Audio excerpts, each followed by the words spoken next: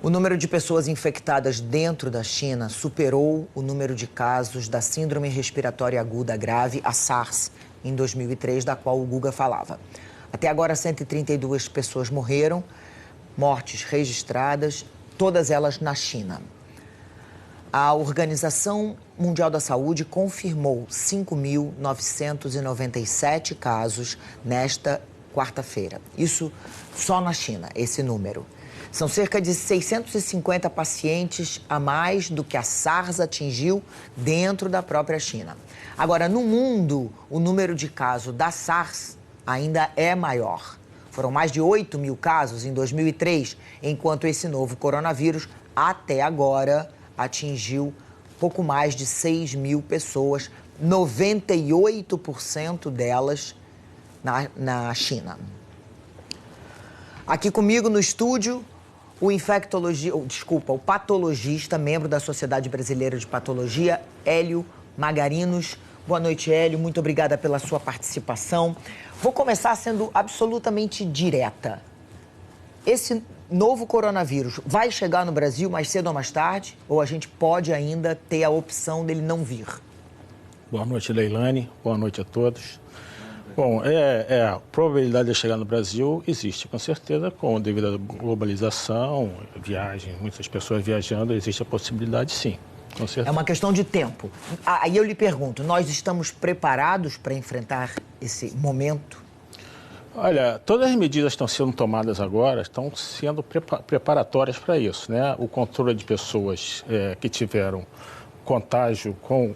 contato com pessoas provavelmente infectadas ou que tiveram nessas regiões de risco e que tenham sintomas, né? Essas pessoas estão sendo estudadas pelos órgãos públicos, tá? E estão sendo monitoradas.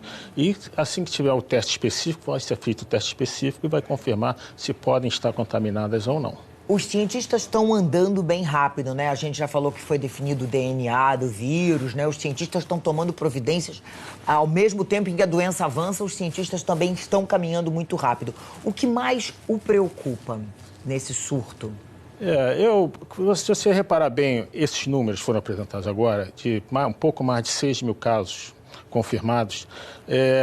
A quantidade de mortes é em torno de 130 pessoas, um pouco mais de 130. Então, isso não passa de 2% dos casos. Ou seja, já sabe-se hoje, pelos primeiros relatos, de que a agressividade do vírus não é tão grande assim como dos outros. Né? Ele mata menos, né? Mata menos, né? A SARS e a MERS tinham esse índice de mortalidade acima de 20%, por exemplo. Uma diferença bastante grande. Então, não existe também muita razão para tanta apavoramento das pessoas em relação a essa doença. A gente vem falando muito sobre isso. É claro que os números assustam pela velocidade com que os novos casos aparecem, né? Mas a gente sabe que vários fatores, esse da letalidade é um fator que dá um certo alívio, enfim, e que os médicos estão correndo. O senhor acredita que sai uma vacina?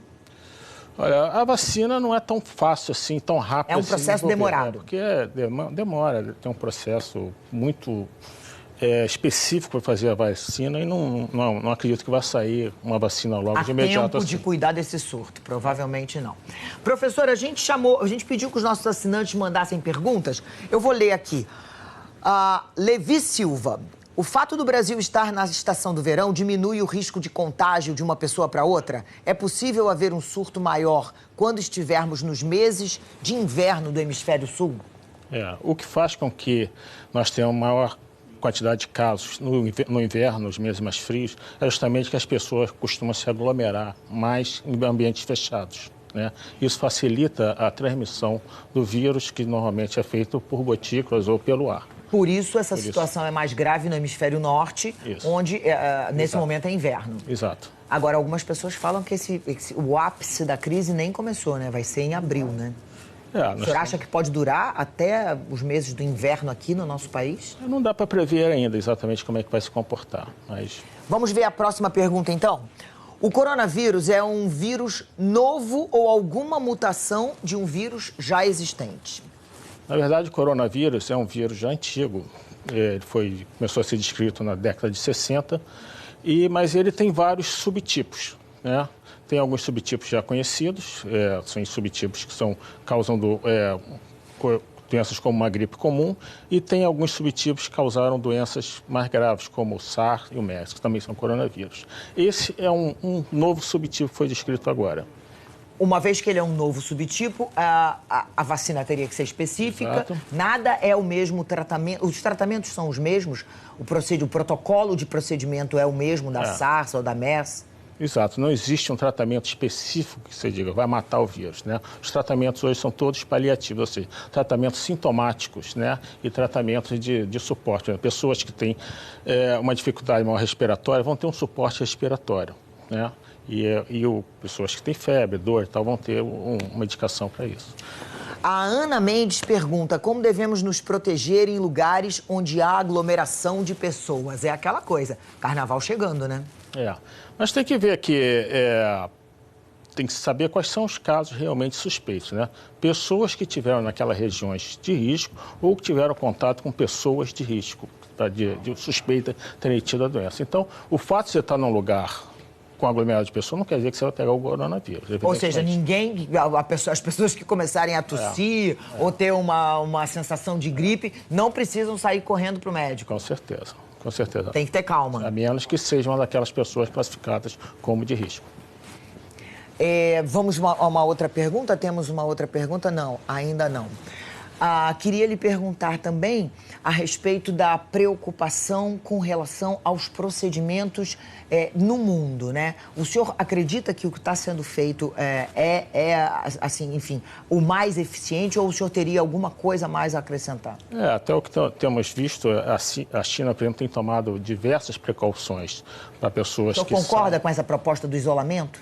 Sim, com certeza. Acho que até que tem a definição, o isolamento é a melhor forma de você barrar essa disseminação do vírus, né? Porque já que ele é transmitido de pessoa para pessoa, você conseguir isolar aquela pessoa até você ter uma definição. Se ela realmente está contaminada ou não, é a melhor forma.